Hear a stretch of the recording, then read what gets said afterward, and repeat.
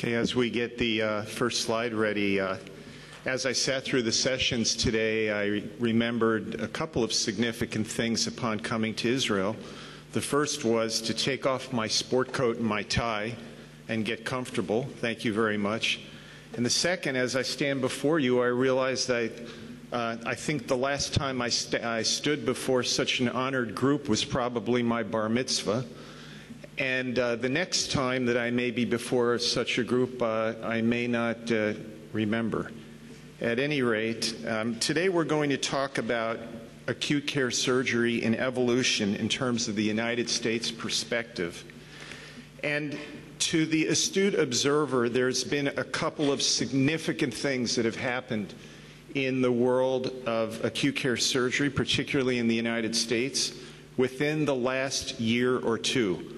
The first occurred at last year's meeting of the AAST, where President L.D. Britt of Norfolk, Virginia, announced that the meeting of the AAST, which has been going on for 73 years, the name of the meeting was changed to the meeting of the American Association for Surgery of Trauma and Clinical Congress of Acute Care Surgery, to reflect the commitment of the main trauma group of the world, the AAST, to acute care surgery. The second issue of significance was when my mentor from Denver, Gene Moore, became editor of the Journal of Trauma. You can see a copy of the cover. In January of this year, the Journal of Trauma changed its name to the Journal of Trauma and Acute Care Surgery. And indeed, there are a number of significant textbooks that have come out within the last 2 or 3 years, specifically focusing on this concept of acute care surgery. So what I want to talk about today is the evolution of acute care surgery. And as I was just talking with Professor Durst, and he mentioned Ein Shum Davar Chadash Mitachat HaShamayim, we go back to the origins of surgery. And William Halsted said way back many years ago, every important hospital should have on its resident staff of surgeons at least one who is well and able to deal with any emergency that may arise. To paraphrase, the key to good emergency patient care is to actually care for critically ill patients. What is acute care surgery? Well, it's a training program in trauma, critical care, and emergency surgery. It is a focused practice. It is part of general surgery. It is essentially, to quote Dr. Moore in a paper published in Surgery of 2007, what general surgery used to be. The need exists, and fine-tuning is necessary to develop this specialty of acute care surgery, which represents the combination of trauma, emergency surgery, and critical care. And I'll expand on this. So what I plan to present to you is the rationale for acute care surgery and how it evolved in the United States. I try to identify the problem of acute care surgery, what is the scope of practice and the model of feasibility as a potential solution, and the challenges that exist for the future. What is essentially the problem of acute care surgery, and how did it evolve in the United States?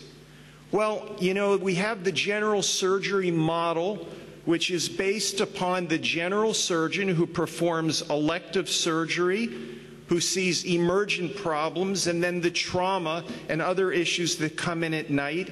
And then you have the subspecialty surgery model, which you have specialists of abdominal, vascular, cardiothoracic, endocrine, urology, etc., each worrying about their individual area that they take care of.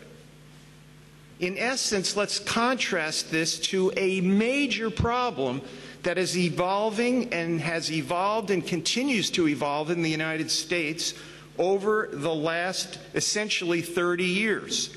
And you can see this. This is a growing crisis in patient access to emergency surgical care.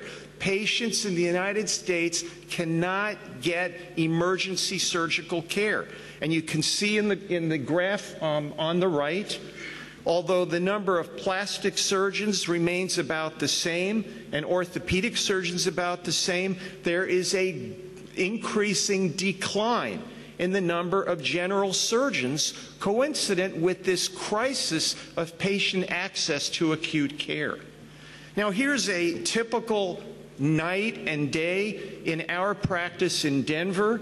On a Friday night in the medical ICU, a patient presents with sepsis due to empyema and necrotic lung. Another patient has an absent left leg pulses for 5 hours with a history of atrial fibrillation. Whereas on Saturday night in the emergency department, we have a patient with a gunshot wound to the subclavian artery with intrathoracic hemorrhage, and another patient with open pelvic fracture with a grade 4 splenic injury. These are real incidents, real life incidents that happens in our department. So what do? Well, emergency surgery means emergency operative care that is required within 24 hours for any life or life-threatening process, excluding the central nervous system. So what is the rationale? Well, we need to focus on the patient's needs and expectations, and we need to be available 24 hours a day, 7 days a week, 365 days a year. The hospital is concerned because to run a hospital costs money. The OR is billed by the minute, enormous amounts of money. The ICU is billed by the hour, tremendous costs. And the surgeon wants to be gratified. He wants to feel that he has a specialty that he can focus on in terms of emergency surgery and trauma surgery and critical care. So in essence, a crisis erupted in the United States within the past 10 to 12 years. This is a slide that was actually loaned to me by Dr. Moore. Apparently the Chinese idiom for crisis, as you can see here, is danger on one side and opportunity on another. And that's really what a crisis represents. So this led to what a potential solution to this problem would be. So the rationale was, how do we take acute care surgery, focus on the needs of the patient, consider healthcare economics in the era of Obamacare or whoever is going to be the next president, and how do we also focus on the current needs of trauma surgery? So why call it acute care surgery? What's in a name? Is it really just emergency surgery? Well, if it's just emergency surgery, who's doing the continuity of care? Who's going to continue to take care of this patient? Are we calling the surgeon a surgical hospitalist that does his shift and leaves? No. Then who's doing the definitive care? So really, the godfathers of American surgery decided acute care surgery was the name. So the goals were to develop a specialty that would best serve the needs of our patients, offer an attractive and viable, sustainable career and lifestyle, be recognized by the public and the profession as a valuable specialty, to really better define the trauma surgeon and provide a solid foundation of operative experience. And this was what Dave Hoyt described in an article in World Journal of Surgery in 2008. Now, why is the trauma surgeon ideal to be the acute care surgeon? Well, the trauma surgeon knows that trauma respects no anatomic boundaries whatsoever. As this patient that we had in Denver demonstrated, who came in one Saturday night with 9 gunshot wounds to the heart, superior vena cava, liver, pancreas, SMV, and colon. The trauma surgeon understands that he has to operate in the thoracic cavity, in the abdominal cavity, in the vascular spaces, and in a case like this, you cannot wait for specialists to come in. So a well-trained trauma surgeon, as Dr. Moore dictated and taught us, needs to enter every cavity. At the same time, the trauma surgeon can't turn over that patient that they've just operated in 6 different cavities to a medical intensivist to care for their patient that doesn't understand surgical physiology and doesn't understand that when a complication is about to occur, what's going on. So they have to have a knowledge of critical care. They have to understand oxygen transport, metabolism, immunology. Finally, the American College of Surgeons has already mandated in the United States that all level 1 trauma centers, a trauma surgeon has to be in the emergency department on patient arrival, and the maximally accepted response time, according to the Green Book, is 15 minutes from the patient arrival in the emergency department. So already by necessity, for a trauma center to be mandated, the trauma surgeon is there. They have to be there in order for a trauma center to maintain its verification by the American College of Surgeons.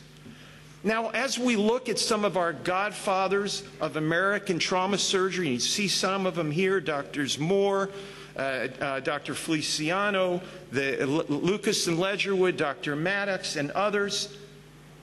Are they really the current generation, or are they dinosaurs that are extinct?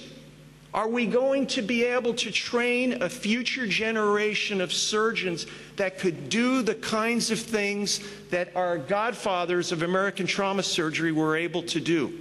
Or in essence, the question needs to be asked, who killed the trauma surgeon?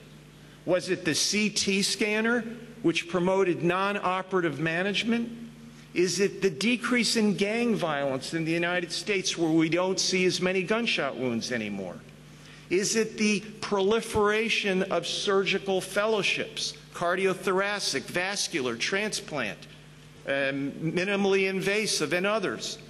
Is it surgical critical care, which is time-consuming and takes time away from the surgeon's elective schedule?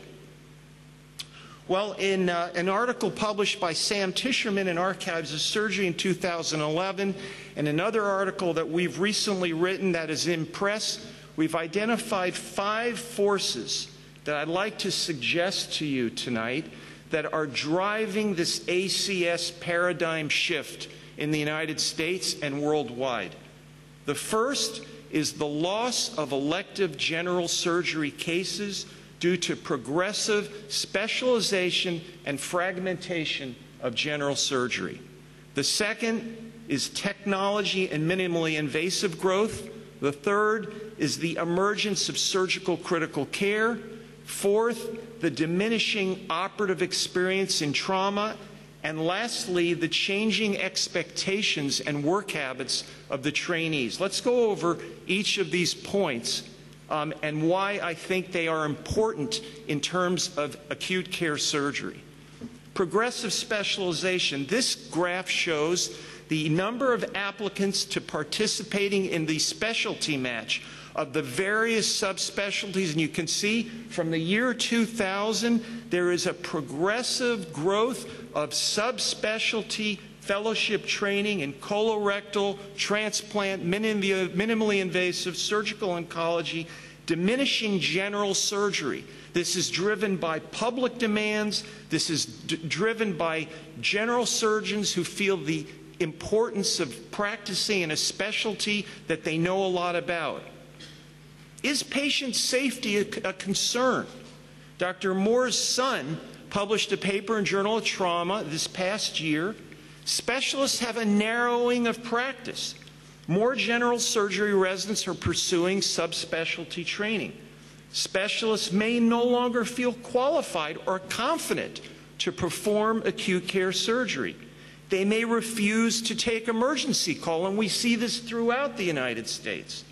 And specialists could take longer to perform surgical procedures that they no longer routinely perform.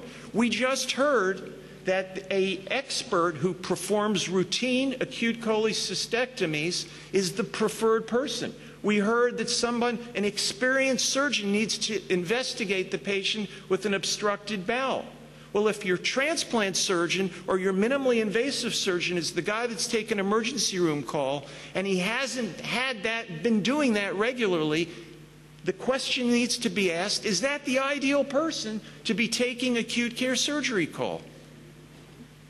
Technology and minimally invasive techniques have impacted the acute care of the patient. The CT scan, minimally invasive surgery, medical specialties, GI is doing, we saw today, GI is doing all sorts of minimally procedures that's reducing the number of procedures that we as general surgeons and acute care surgeons perform. Cardiology is doing invasive procedures that cardiothoracic surgeons did, as are minimally invasive radiologists and even pulmonologists are doing percutaneous tracheostomies, bronchoscopies, other procedures that were within the realm of the general surgeon. What about surgical critical care? Interestingly, the American Board of Surgery declared in 1986 that surgical critical care would emerge as a new specialty. But as of October 2011, although there were almost 58,000 board-certified general surgeons in the United States, there still are only a little less than 3,000 surgical critical care boarded surgeons in the United States. Clearly, not enough intensivists to care for all of the surgical critical care necessary. What about the issue of reimbursement, which is a big conflict in the United States in terms of whether we reimburse for cognitive issues versus procedural issues? Finally, surgical critical care has become an integral part of the Society of Critical Care Medicine. In fact, the president of the Society of Critical Care Medicine within the last few years was a surgeon, Phil Berry, from New York. So there is a dedicated surgical division in the Society of Critical Care Medicine. No question, critical care has become part and parcel to what an acute care surgeon is. We said that there is a diminishing operative experience in trauma surgery.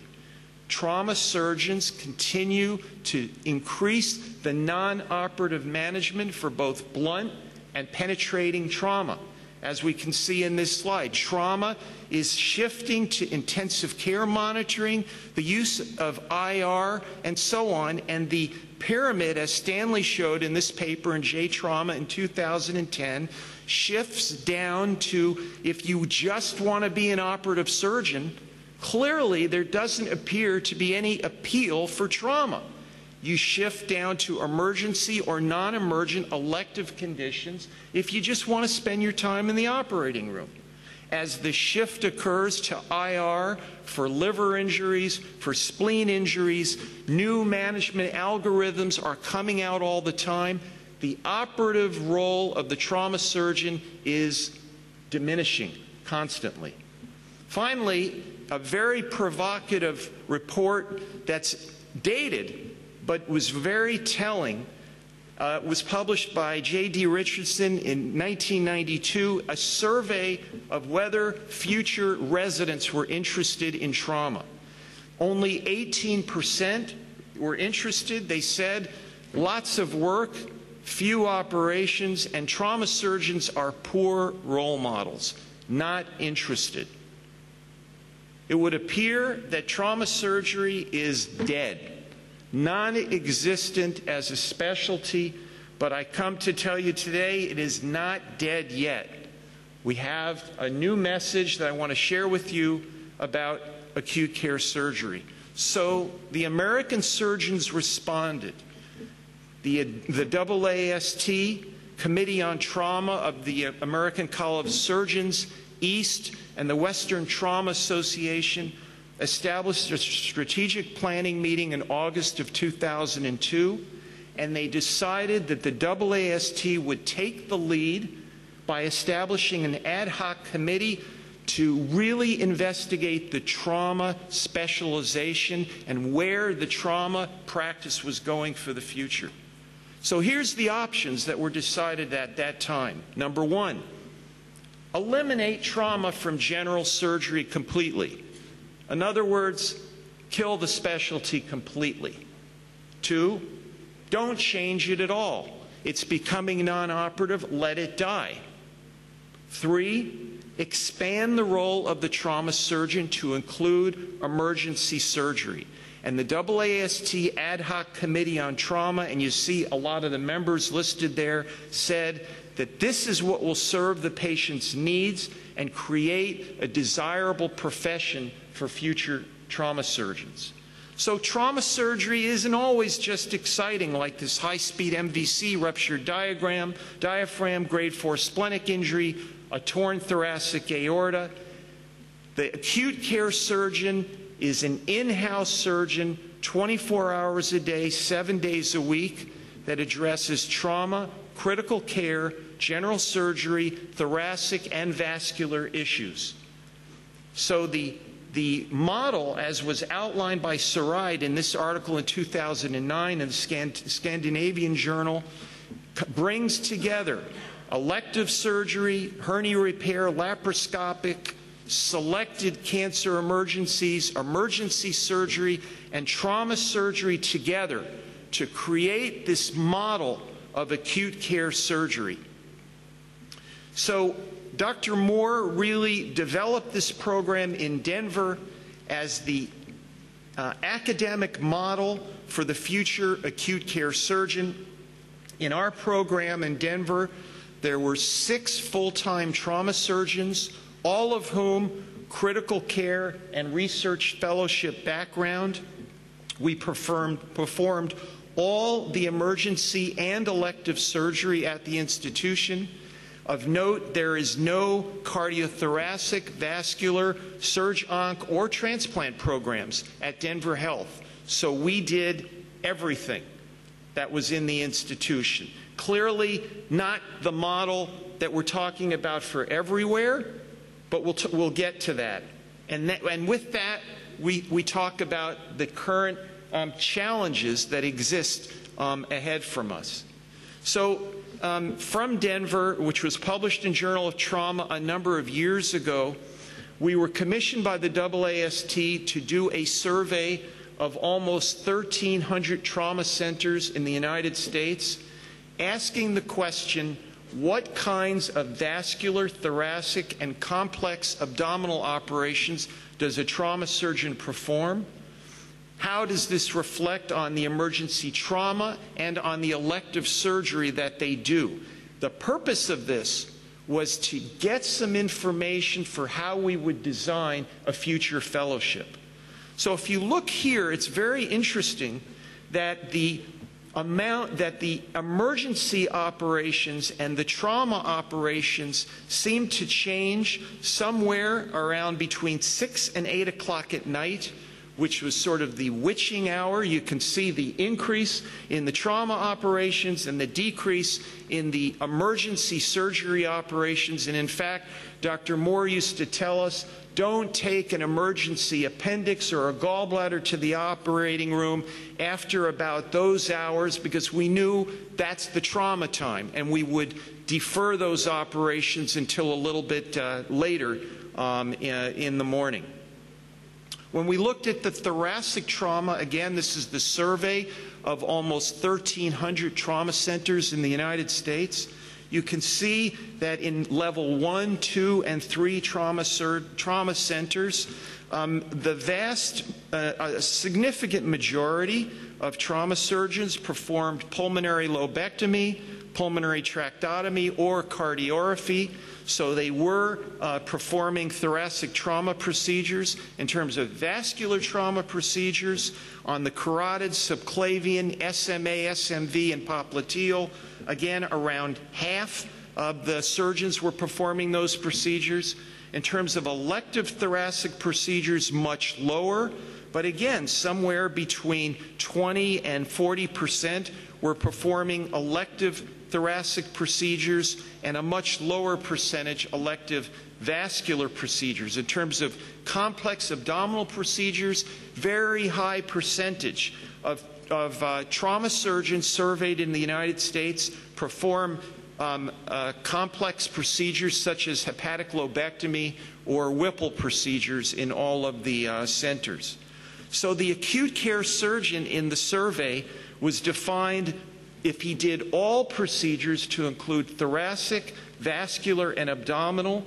But interestingly, in terms of that study, which was published in 2006, of those acute care surgeons, in less than 10% of trauma centers did they do all the procedures. Less than 50% did the thoracic, and less than 25% did combined thoracic and vascular. With this information, it went forward to the AAST in terms of the design of the Fellowship of Acute Care Surgery, which I'll show you in a minute. So what are some of the challenges that exist in acute care surgery today? We need to develop a model in the United States, and I think worldwide, that is flexible. And L.D. Britt emphasized this. Not every model is going to work in every hospital institution where you have experts in various other areas. We have issues with borders and turfs in terms of what people do and they don't do. Who takes acute care surgery call? Who are the specialists that are interested in taking it? How do you establish reimbursement and staffing in order to have 24/7 coverage? The issues of emergency versus elective cases, critical care staffing, fellowships, and so on are all challenges ahead. So is acute care surgery sustainable in the United States, and where is it going? Well, increased specialists, clearly, just like in Israel. In the United States, we have increasing specialists with busy elective practices. They are interested in their minimally invasive. They're interested in their thoracic. They're interested in their vascular.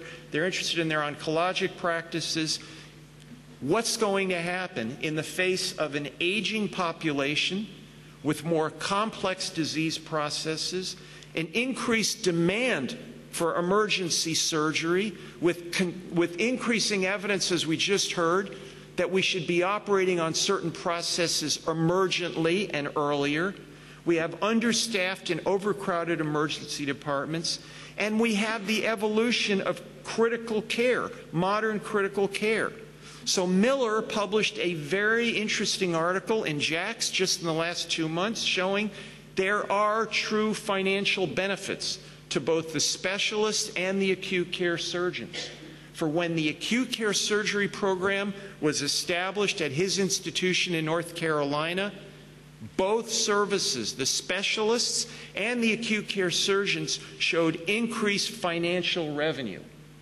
Everyone was concerned that as the emergency cases got shifted to the acute care surgery service, the specialists would lose all those emergency cases. Guess what happened?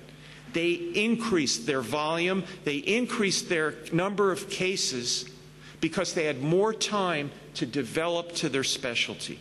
Very essential point. So what are the accomplishments to date in the United States?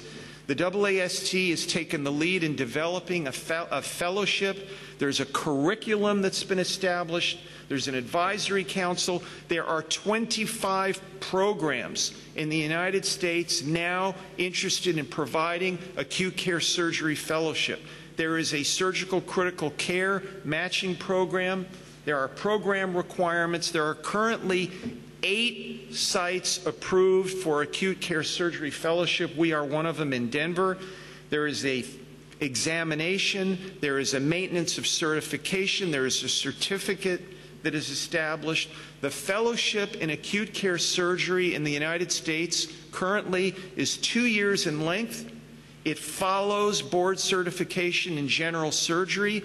It includes 9 months of surgical critical care and 15 months of advanced skills, clinical training, operative skills, and at least 12 months of trauma emergency call. Here's what it looks like.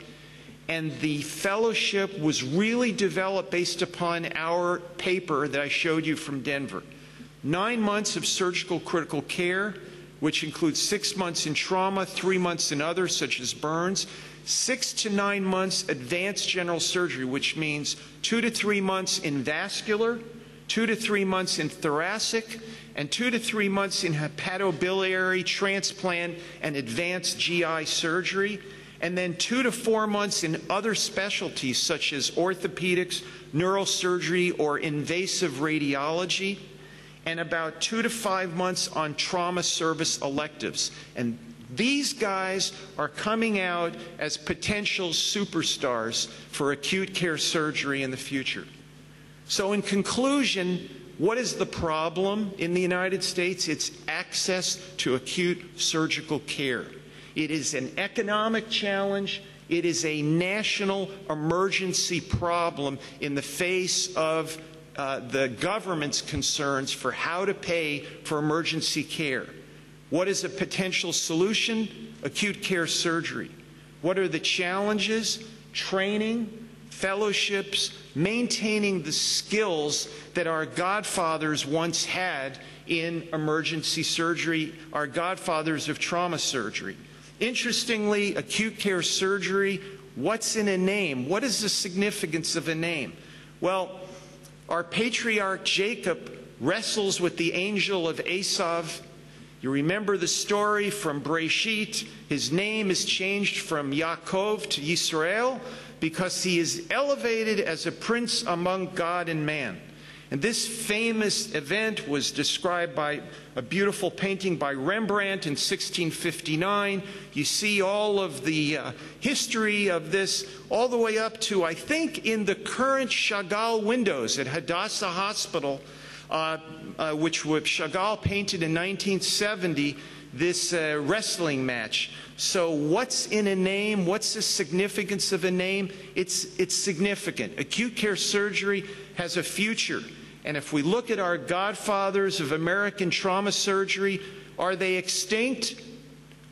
No. We have a new brand, a superstar of acute care surgery that we are training in the United States that I think will bring excitement to the trauma surgery specialty. The fellowships there are 20 applicants for every fellowship spot in the United States. They are sought after, and with the changes in the Journal of Trauma and the AAST, we feel very excited about the future of acute care surgery in the United States. So in sum, John Maynard Keynes, the famous economist, said, the difficulty lies not in the new ideas, but in escaping from the old ones. Thank you very much.